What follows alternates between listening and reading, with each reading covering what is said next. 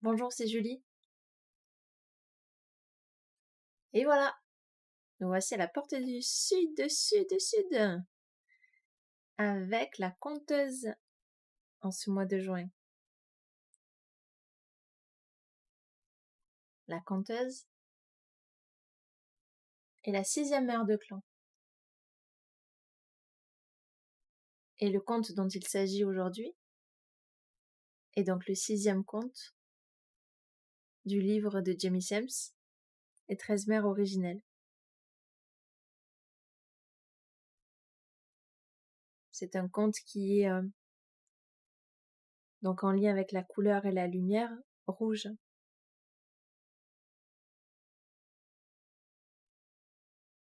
La conteuse, elle est la dépositaire des histoires de médecine, la gardienne de la médecine Eyoka et de l'humour, l'enseignante qui instruit sans désigner du doigt, celle qui préserve la parole qui vient de l'expérience personnelle et de la vérité. Elle nous enseigne à éduquer en racontant des histoires qui contiennent des leçons, à équilibrer le caractère sacré et l'irrévérence, à utiliser l'humour de façon créative, à parler de notre propre expérience sans juger les autres et sans auto-jugement, à être un étudiant dans la vie aussi bien qu'un enseignant en préservant la sagesse acquise. Elle nous enseigne à dire la vérité.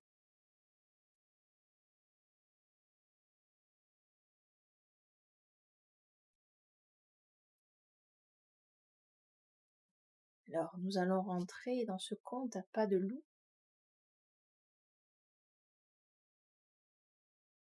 Tout doucement, tous ensemble. Et vous allez voir à quel point chaque conte est différent. Je vous laisse la surprise.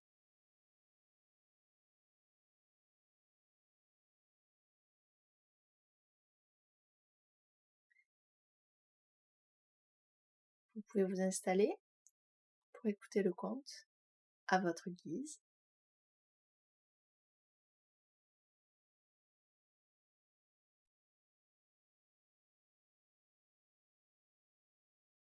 Êtes-vous prêts?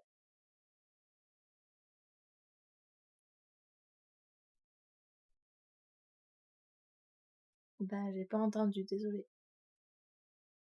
Ben, je lis pas, finalement. Bon, vous êtes prêts?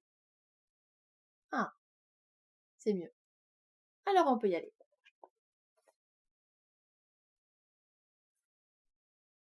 L'art du conte.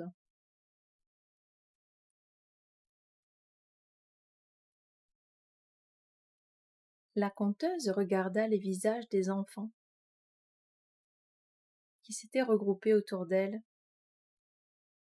pour écouter des histoires qu'elle allait partager avec eux. Avec le conseil de sa tribu, du peuple tout petit.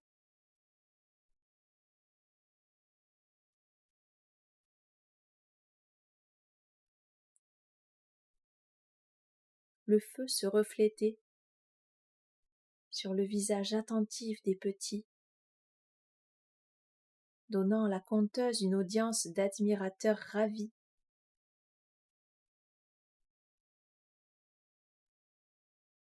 L'amour qu'il portait à la conteuse venait de la façon respectueuse dont la mère de clan les traitait.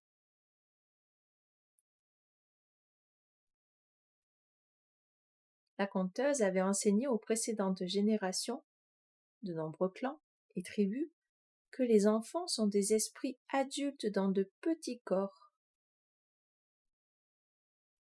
Le conseil des enfants devint donc le conseil du peuple tout petit.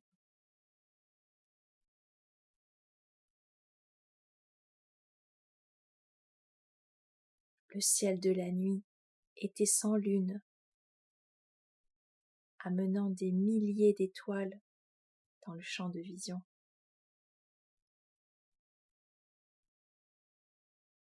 Cette nuit commençait le nouveau cycle lunaire de la lune des maturités.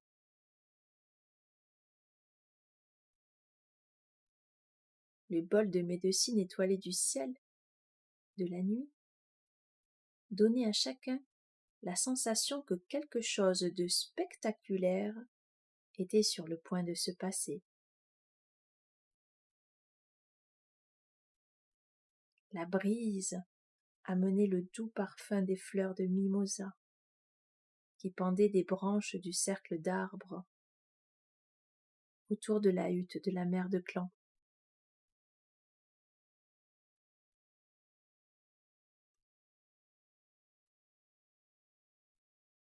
Des insectes dansaient en zigzag dans l'air auprès des grands roseaux, de la menthe sauvage et du ruisseau bordé de trèfles rouges qui serpentaient à travers le campement. De temps en temps, des lucioles scintillaient en tremblant dans la chaude nuit d'été.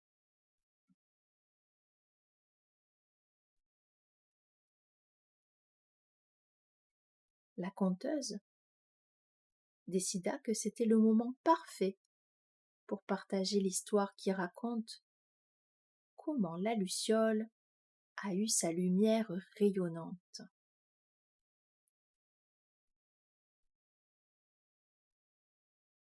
Les enfants, qui constituaient le conseil du peuple tout petit, étaient enchantés de voir la mère de clan, les étoiles et la danse des lucioles, sans pouvoir décider de ce qui était le plus intéressant pour leurs esprits curieux.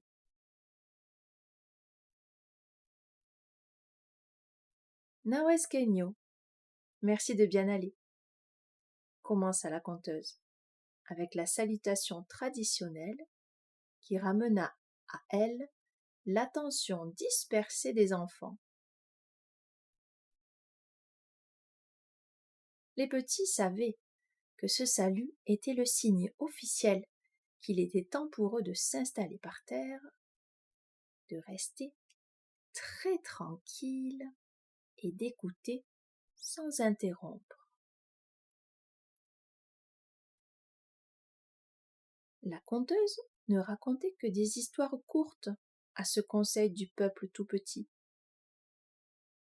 parce que les plus jeunes, qui avaient à peine 3 ans, avaient une capacité d'attention bien moindre que les plus grands, qui faisaient aussi partie du conseil. Lorsqu'un enfant dépassait son 11e été, les garçons allaient dans le conseil des jeunes guerriers et les filles rejoignaient le conseil du papillon, qui les préparait tels des boutons de fleurs et des fleurs qui s'ouvrent à leur transformation en femmes. La conteuse s'éclaircit la gorge et commença à raconter. Il y a bien des lunes, on connaissait la luciole sous un autre nom. C'était une étoile, et son nom était celui qui oublie de scintiller. Ce petit frère faisait partie de la grande nation des étoiles et vivait avec ses 7 sœurs étoiles qui brillent toujours avec éclat, là-haut dans le ciel. La conteuse désigna les 7 étoiles de la constellation du grand bison, la grande ours, en montrant aux enfants où la voir.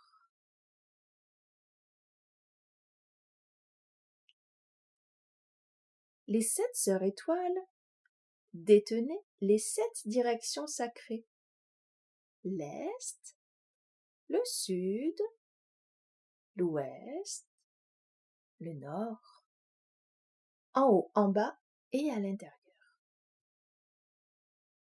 Elles nous ont appris à tous dans la tribu humaine à honorer l'abondance que le grand bison nous apporte par chacune de ses directions. Celui qui oublie de scintiller était toujours triste, parce que ses sœurs avaient la mission de détenir, pour le grand bison, les 7 directions sacrées, alors qu'il n'était pas sûr de sa mission à lui. Il en était si triste que parfois il laissait sa lumière disparaître. Et c'est ainsi qu'il reçut le nom de celui qui oublie de scintiller.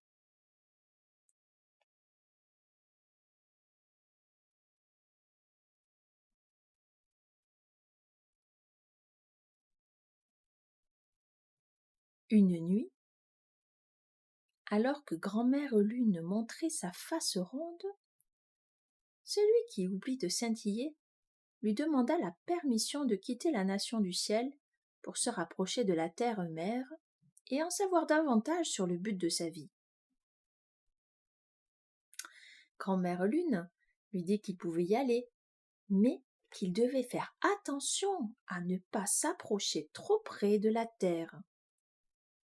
Le magnétisme de la terre-mère pourrait l'attraper et l'empêcher de revenir chez lui. Celui qui oublie de scintiller fut d'accord pour faire attention et ne voyageait que là où il serait en sécurité. La première nuit, celui qui oublie de scintiller voyagea à travers la nation du ciel jusqu'à se retrouver suspendu dans les nuages au-dessus de la montagne sacrée. Son cœur était très heureux parce qu'il pouvait voir tous les petits frères et petites sœurs de la tribu, les animaux jouer à la clarté de la lune. Il est là, frère Coyote. Il lui demanda s'il pouvait se joindre à lui pour jouer. Le coyote était connu par tous les autres animaux comme le filou, le malin. Mais le petit qui oublie de scintiller ne connaissait rien sur les enfants de la terre, parce qu'il n'avait été nulle part ailleurs que dans la nation du ciel. Ce filou de coyote lui cria qu'il serait enchanté si son petit frère étoile voulait jouer avec lui. Mais le coyote pensait que celui qui oublie de scintiller était bien trop éloigné.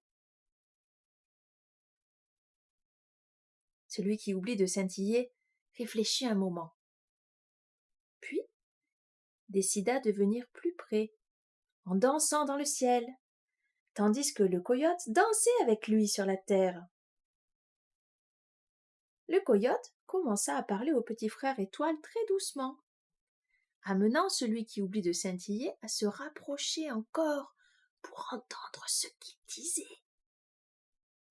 Des paroles amicales, de plus en plus douces, attirèrent la petite étoile hors du ciel, jusqu'à ce qu'il vienne flotter juste au-dessus de la tête du coyote.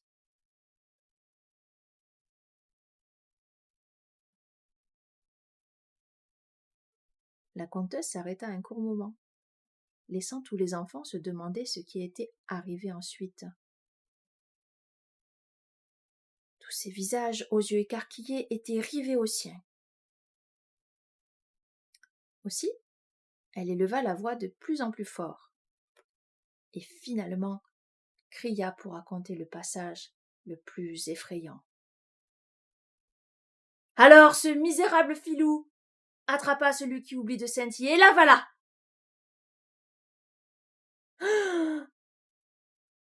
Les enfants eurent le souffle coupé.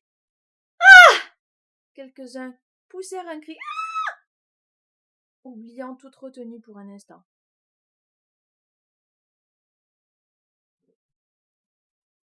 Eh bien, je suppose que vous imaginez tous comme celui qui oublie de scintiller fut terrifié lorsqu'il se trouva dans le ventre du fin filou. Ça n'allait vraiment pas. Il avait oublié de briller, et voilà qu'il ne savait pas le moins du monde comment il allait se sortir de cette histoire sain et sauf. À peu près au même moment où le coyote avalait le petit frère étoile, Grand-mère Lune avait baissé son regard et remarqué que celui qui oublie de scintiller n'était plus visible nulle part. Elle s'était mise à chercher encore et encore, mais ne vit pas où le petit frère étoile pouvait être. Comme elle se faisait du souci, elle envoya les étoiles filantes qui étaient ses éclaireuses à la recherche du petit frère. En ces temps anciens, le peuple des comètes était les messagers de la grande nation des étoiles. Ils pouvaient aller et venir partout. Les étoiles filantes recherchèrent le petit frère du haut en bas du ciel sans pouvoir le trouver. À l'intérieur du ventre du filou, le petit frère étoile était effrayé. Mais il savait que ce qu'il avait de mieux à faire, c'était de se rappeler toute la sagesse que ses 7 sœurs lui avaient enseignée. Sinon, il risquait de ne jamais les revoir. Au bout d'un long moment, il finit par se souvenir pourquoi il s'appelait celui qui oublie de scintiller. Il avait toujours eu peur que sa lumière ne soit pas aussi jolie que celle de ses sœurs. Alors, il faisait seulement clignoter une petite lumière par-ci par-là. Il se rebiffa et envoya toute sa lumière à l'intérieur de son petit corps d'étoile, s'illuminant lui-même et brillant de la façon la plus étincelante qui lui était possible. Le filou se rendit compte soudain que la plaisanterie se retournait contre lui lorsque toute sa fourrure se mit à s'allumer comme le grand père Soleil. Il courut comme un fou en essayant de se cacher des comètes que grand-mère Lune avait envoyées en éclaireuse pour retrouver leur petit frère. Le filou avait repéré les étoiles filantes qui décrivaient des grands cercles au-dessus des prairies pour apercevoir celui qui oublie de scintiller. Le vieux coyote croyait qu'il pourrait berner les étoiles éclaireuses aussi facilement qu'il avait trompé leur petit frère. Mais à présent, l'insaisissable filou était devenu si lumineux qu'il n'y avait aucun endroit où courir se cacher pour que les étoiles éclaireuses ne le repèrent pas. Pris de panique, le filou ouvrit sa gueule et cracha petit frère étoile, puis détala.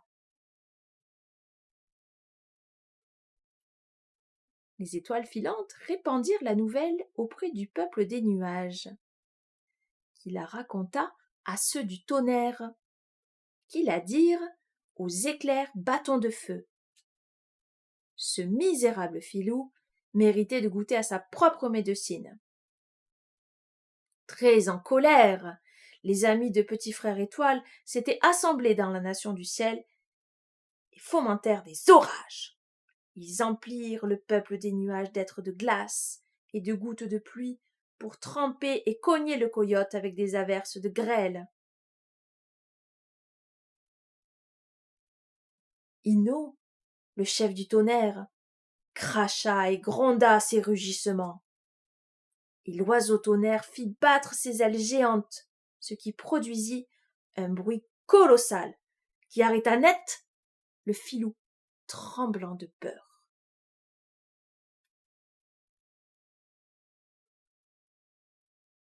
Pendant ce temps, le petit frère Étoile était devenu prisonnier du magnétisme de la terre-mère. Il ne pouvait plus se détacher du sol et rentrer chez lui. Il continuait à prier magnifiquement, en sorte que ses amis du ciel pouvaient le voir où il était, mais personne ne pouvait le secourir, sous peine d'être aussi attrapé par le magnétisme de la planète Terre. Il appela la terre-mère et lui demanda de le libérer. Puis il attendit sa réponse. L'orage rôdait sur la campagne, donnant au filou une bonne occasion de filer. Lorsqu'il retrouva enfin l'usage de ses pattes et décampa pour éviter les billes de glace et la pluie glaciale qui tombait, des éclairs verts se fracassaient tout près de lui, et pour finir, un bâton de feu l'atteignit, mettant le feu à sa queue. Le coyote courut à n'en plus pouvoir, en essayant de trouver comment leurrer l'équipe du ciel pour qu'il le laisse tranquille.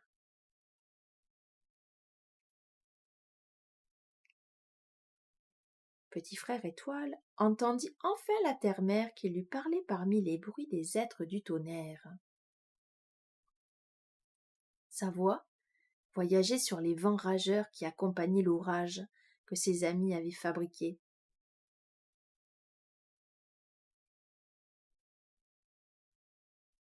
Toi qui oublies de scintiller, il va falloir que tu vives avec les enfants de la terre à présent. Si je relâchais mon magnétisme, tu pourrais rentrer chez toi. Mais alors, tous mes enfants tomberaient de la surface de la terre et iraient voler dans le ciel. Tu es responsable d'avoir oublié de suivre le conseil de grand-mère Lune et son avertissement. Il n'y a pour moi aucune façon de t'aider sans faire du mal à mes autres enfants.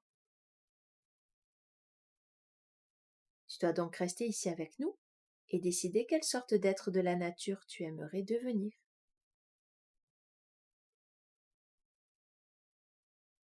Celui qui oublie de scintiller était triste, mais il savait que la terre-mère avait raison. Il n'avait pas pris garde et s'était laissé piéger parce qu'il avait ignoré l'avertissement de grand-mère Lune, lui qui voulait faire partie de la nation du ciel et voir le monde du dessus, comme il l'avait toujours fait quand il vivait avec ses 7 sœurs. Il savait qu'il n'oublierait jamais plus de faire briller sa lumière de façon étincelante, parce qu'il voulait que ses amis du ciel sachent où il était et qu'il n'oublierait pas sa famille. Aussi décida-t-il de dire à la terre-mère qu'il voulait être une créature qui vole et puisse briller comme une étoile. La terre-mère fut d'accord et le changea en une petite bestiole volante de la tribu des insectes. Et elle mit une minuscule étoile sur sa queue pour qu'il puisse scintiller pour ses amis du ciel et pour que tous les autres petits frères et petites sœurs de la grande nation des étoiles puissent se souvenir de ce qui pourrait leur arriver s'ils ne prêtaient pas attention à la sagesse de leurs aînés.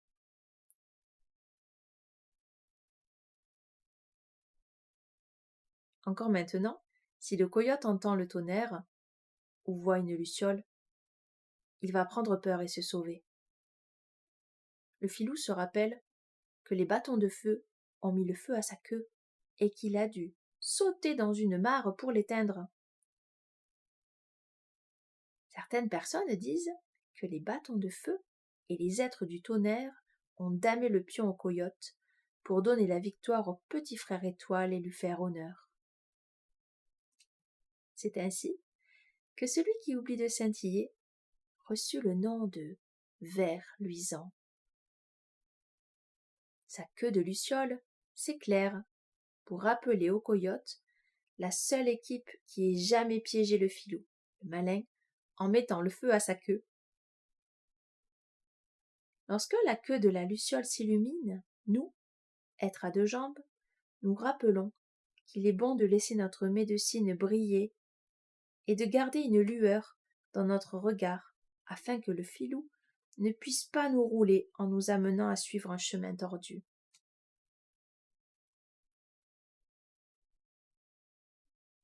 Tous les enfants étaient assis bouche bée, aux yeux écarquillés, fascinés par la conteuse, savourant la richesse de l'histoire du petit frère étoile. Les frères et sœurs aînés s'approchèrent pour ramener les tout petits dans leur hutte pour les apprêter à la venue du marchand de sable. Ils avaient tous entendu la conteuse raconter l'histoire du marchand de sable et savaient que, après l'histoire du soir, le marchand de sable viendrait saupoudrer son sable dans leurs yeux pour les endormir. Si les enfants étaient encore éveillés, le marchand de sable se mettrait en colère et leurs rêves ne seraient pas de jolis rêves. Mais s'ils étaient prêts pour la nuit, le marchand de sable apporterait des rêves heureux aux tout petits. Oh, tout le monde voulait de beaux rêves, et c'est pourquoi la tribu n'avait jamais eu de difficulté à ce que les enfants mettent leur chaude tenue de nuit pour partir dans le monde des rêves. La conteuse suivit du regard le départ du conseil des tout-petits avec leurs parents et leurs frères et sœurs aînés. Leur petite voix leur disait « Nawe, Aksot, Oganetekna, Do. Merci grand-mère, je me suis bien amusée. » La mère de clan accueillit ces remerciements et adieux et se prépara à se retirer dans sa hutte.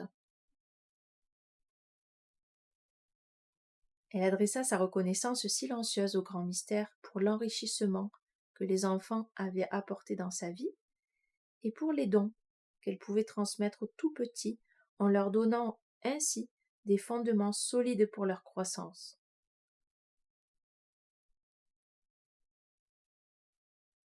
Elle fut tirée de ses pensées par le hurlement du loup. Aouh!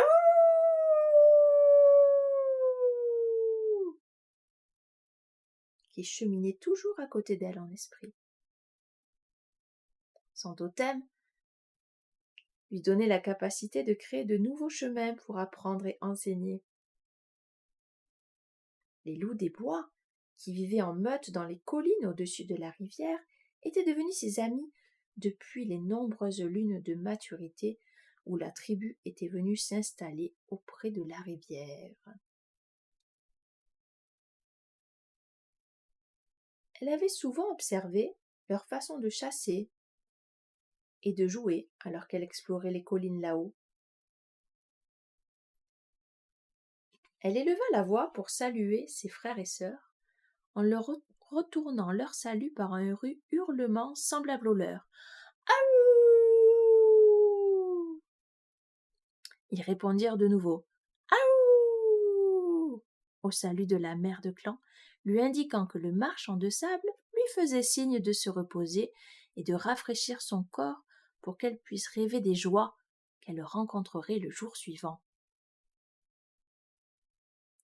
Plus tard, la conteuse, enveloppée dans son vêtement de nuit, rêva de la pie, parfois appelée le petit aigle noir. Dans son rêve, la pie chevauchait le bison, en se régalant des insectes ramassés sur sa fourrure.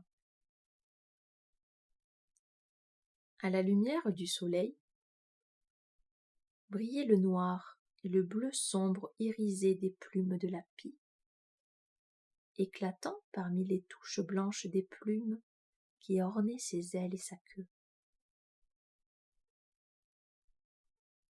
Dans le rêve, la pie enseigna sa médecine, qui était le don de soulager la douleur des autres.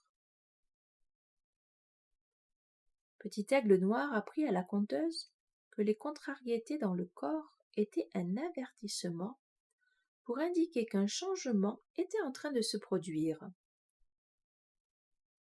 La pie raconta à la conteuse que certains des êtres à deux jambes refusaient de traverser quelque sorte de gêne physique que ce soit, parce qu'ils ne comprenaient pas que les frissons et la fièvre étaient la leçon dont le corps se débarrassait de certaines limitations. Quand la tribu humaine avait compris les leçons de croissance qui résidaient dans le défi de ceux qui les gênaient, la pie leur envoyait son esprit pour enlever les difficultés physiques et la douleur. Comme l'aigle dont elle portait le nom, la pie montrait aux deux jambes comment trouver la liberté. L'aigle enseignait la liberté de l'esprit, et la pie enseignait à laisser la compréhension et la liberté de l'esprit pénétrer dans le corps.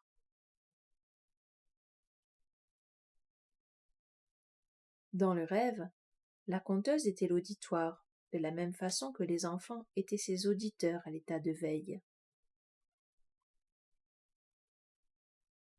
La protectrice de l'humour faillit se réveiller lorsqu'elle partit à rire en entendant la pie rabâcher à propos de sa cousine des régions tropicales de l'île de la Tortue. La pie décrivit sa cousine ailée comme possédant le plus gros bec imaginable et des plumes aux couleurs brillantes. Du fait que le bec de cette cousine était si gros comparé à son corps, elle était connue pour mettre son nez dans les affaires de tout le monde, mais en fait, elle repérait tout ce qui pouvait faire du mal.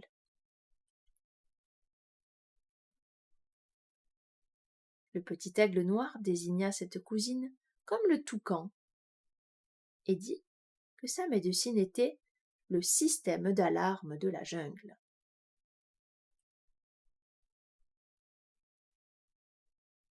La cousine toucan visitait parfois les rêves de ceux de la tribu humaine qui vivaient loin, très loin, pour les rendre plus observateurs. Lorsqu'un ennui ou un danger s'annonçait, le toucan volait à travers la jungle dans le monde tangible, ou bien envoyait son esprit voler à travers le temps du rêve pour donner l'alerte à ceux qui devaient tenir compte du danger signalé. La pie suivait presque toujours le toucan, en volant à travers les rêves des humains pour leur montrer comment éviter les leçons douloureuses qu'ils rencontreraient s'ils n'étaient pas conscients des signaux d'alerte ou de danger qui jalonnaient leur parcours sur la route rouge de la vie.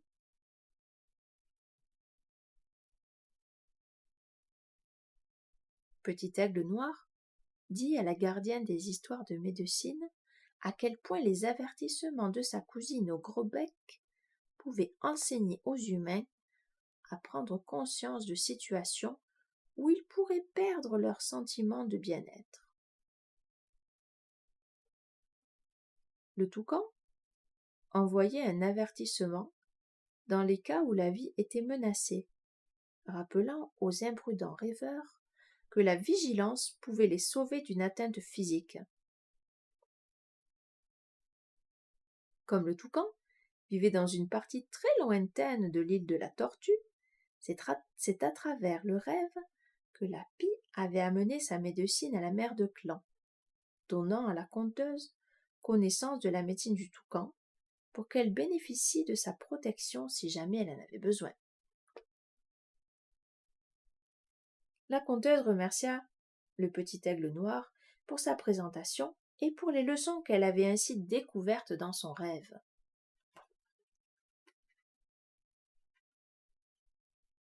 Lorsque la conteuse s'éveilla, elle constata que la lumière de grand-père Soleil ne gratifiait pas encore le ciel matinal. Aussi, resta-t-elle allongée en silence, réfléchissant sur la médecine qu'elle avait reçue pendant la nuit. Sa tête s'emplissait d'histoires qui venaient l'une après l'autre, apportant de nouvelles façons de partager la sagesse qui lui avait été amenée. Elle éprouva une sensation de nouveauté en respirant l'odeur des plantes couvertes de rosée que lui apportait la brise du matin.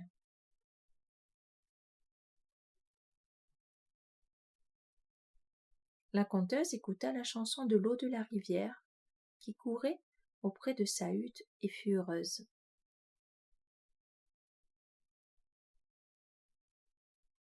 Les traditions orales continueraient de vivre aussi longtemps que ceux qui parlaient le langage des vérités éternelles continueraient à les transmettre de génération en génération, donnant aux enfants humains sur la terre une façon de comprendre leur vie. C'était un bonheur de participer à ce legs oral. C'était un grand bonheur que les animaux qui enseignent veuillent bien partager leur médecine avec elle, pour qu'elle puisse la transmettre à travers les contes qu'elle racontait.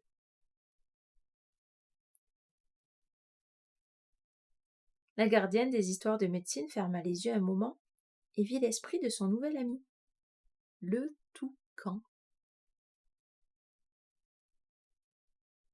Silencieusement, elle laissa ses pensées demander au toucan si cet être ailé avait envoyé son esprit auprès d'elle pour une raison particulière, ou s'il était juste venu la saluer au début de cette nouvelle journée.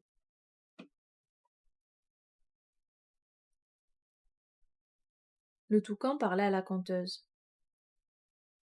Il lui murmura un message qui pour toujours resterait dans les mémoires de la protectrice de l'humour.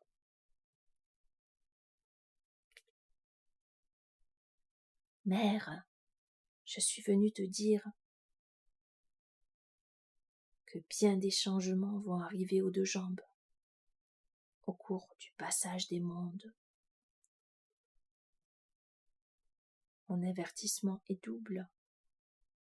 Si les enfants de la terre oublient de rire, de même, ils périront par leurs actes. Ces actes qu'ils font quand le sérieux étrangle leur sens du jeu et du rire. La tribu humaine a besoin qu'on lui montre comment utiliser l'humour pour désamorcer des situations qui pourraient être douloureuses ou destructrices pour eux. S'ils oublient d'équilibrer le sacré avec l'irrévérence, la joie de vivre sera perdue.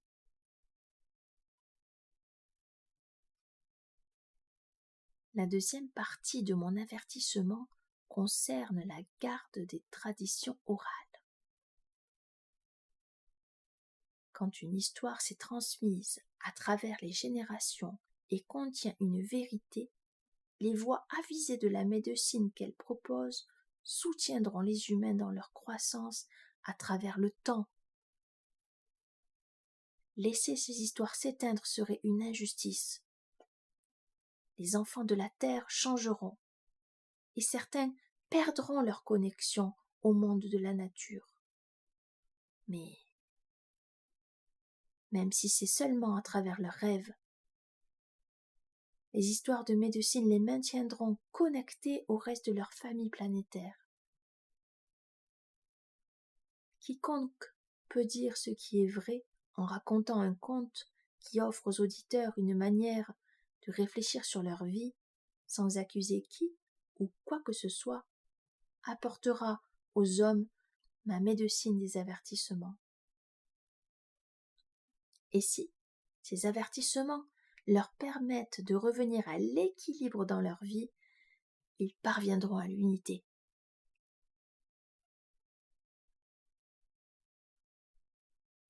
La conteuse remercia le toucan pour son double avertissement.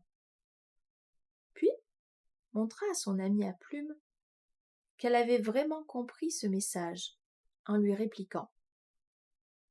Ainsi, ma sœur Céleste au gros bec, je dois me souvenir que si l'on ne fait pas attention à la sagesse contenue dans le récit des contes, on peut se retrouver à montrer sa queue au monde.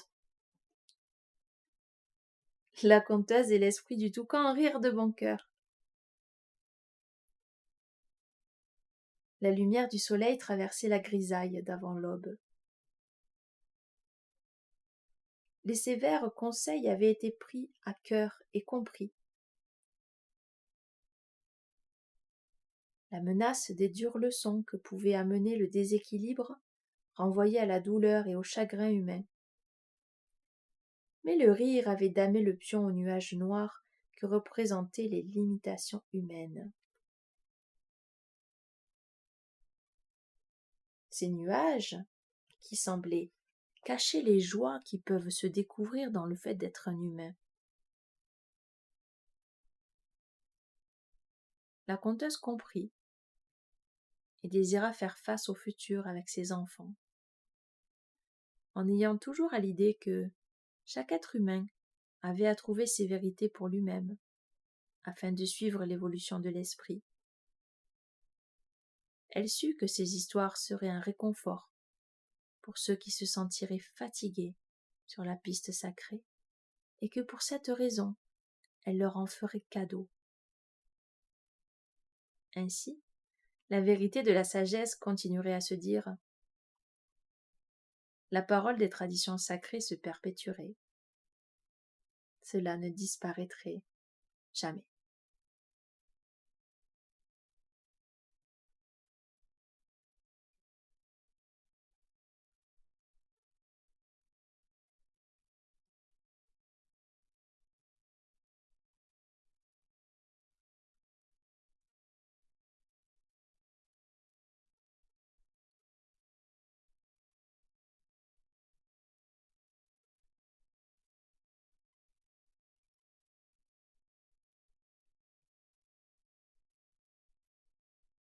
C'était la transmission de la conteuse.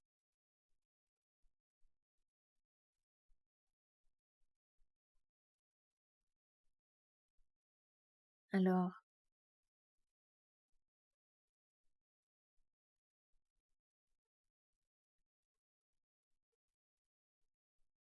alors,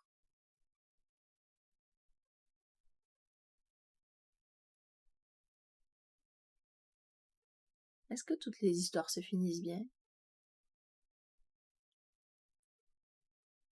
En tout cas, la grande ours, elle est toujours dans le ciel.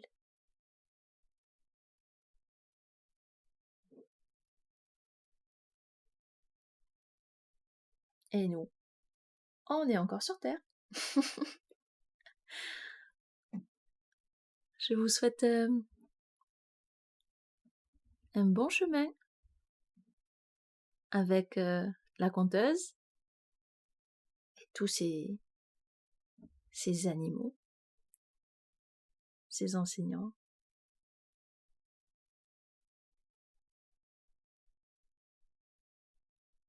Cette couleur et lumière rouge. Les étoiles sœurs. Cette luciole qui brille.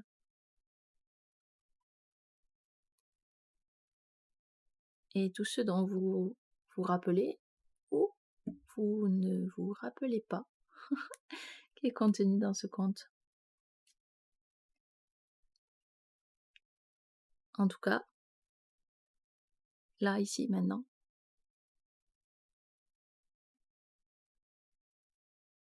on fait tous partie de la même planète. Et on a sûrement tous une histoire à raconter. Et tous des histoires à écouter, à partager.